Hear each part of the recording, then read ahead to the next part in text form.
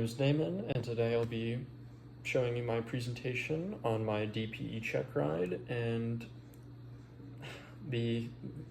some of the main systems on the Cessna 172. So, of course, on a 172, we have a Lycoming engine, which is a four-cylinder, horizontally opposed. And we have a fixed two-blade prop. So our first system will be the power plant and propeller system. Our engine, of course, is a Lycoming, and the process at which it starts, it will mix the gas and air, mix the fuel and air together, which will then be sucked into those cylinders, which the pistons will then push towards the spark plugs. Those will then ignite the fuel and cause combustion. Once that happens, the piston will retract. That excess mixture will be then pulled out at the exhaust. Then, of course, we have our carburetor, which helps keep the engine keeps it hot in case it gets too cold by using some of the exhaust and making a shroud around the engines and its major systems. Some of our flight controls, we have our primary, which are our rudder, our elevator, and our ailerons. Our secondary, of course, are flaps and trim tabs. Then we have system types. They're all cable operated and mechanically linked. We have many cables that run throughout all of our flight systems that are all connected throughout the plane. And of course, our flaps, they're electrically actuated. So, as you guys probably know, we have the flap control that is not connected to the rest of our systems, that is electrically activated. Next is our fuel system. On each of our wings, we have two fuel tanks.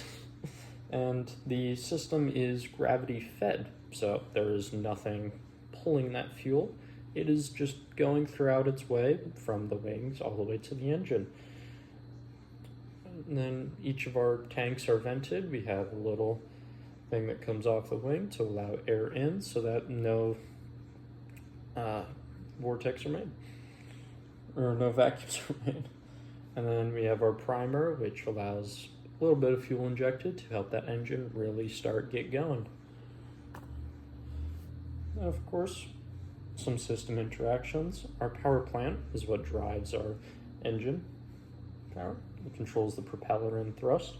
We have our flight controls, which manage the attitude and performance, and then we have the fuel system, which provides energy to our power plant. And then troubleshooting procedures. Say we had an engine failure. Follow our little safety checklist we have, which would include keeping our airspeed at 65 knots, as the first thing we should always be doing during failure is fly the airplane. Second, make sure that fuel selector is down to both. We'll want to put our mixture fully rich. We want as much air and fuel getting into that engine as possible. We then put our carb heat on, make sure that we rule out carb icing, make sure nothing is frozen, so that, it is carb icing, we can deal with it properly. Next, put our throttle to full, get that engine working as much as possible. We want to open the carburetor, and we want all that fuel air mixture to get nice and in. And magnetos, make sure both of them are working, and make sure they're both on, so switch left, switch right. Look for that drop in RPM. Then the primer, make sure that's in and locked, so nothing has changed. That can cause some problems. And if engine doesn't restart, start doing your other checklist for forced landing. So declare your emergency and call tower. And then some biblical integration of mine that I really found enlightening. Whatever you do, work at it with all your heart as working for the Lord.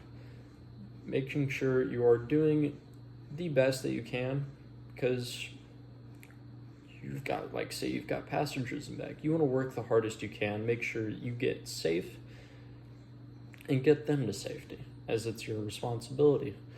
Make sure, like, the Lord would be in the back seat. And then, thorough system knowledge, honor God through excellence and diligence, stewardship, taking care of the airplane and passengers.